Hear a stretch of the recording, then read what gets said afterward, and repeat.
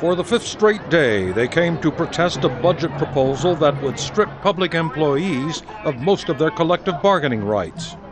Wisconsin's new Republican governor says the measure is needed to trim the state's $3.5 billion deficit.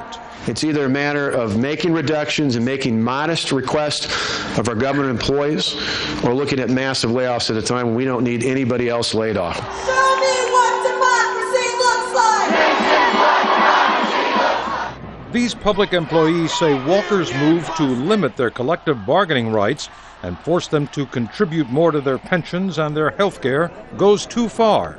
They say his intention is to break the back of the public employee unions. All of us know that cuts need to be made. Everybody knows that everybody's got to pay more. That's not the issue. The issue is that there is language in the bill that busts our union. Republicans, who won a majority in both houses of Wisconsin's state legislature last November, vowed to curb state employee benefits. A lot of our budget problems are caused by the most generous public employee pensions in the country.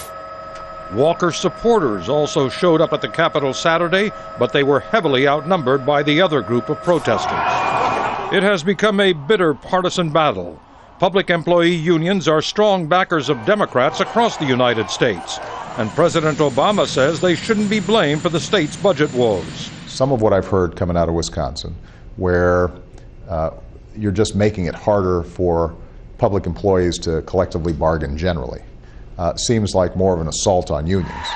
Democrats in the state legislature's lower house have forced their Republican colleagues to postpone a vote on the governor's proposal until Tuesday. But Democratic state senators fled to neighboring Illinois so as to avoid a vote in their chamber. The reason why we left is this was the only way we knew we could slow the process down, allow people to be heard on this particular issue and what it means to them, but most importantly, try and get the governor to sit down rationally and talk about this proposal and talk about change.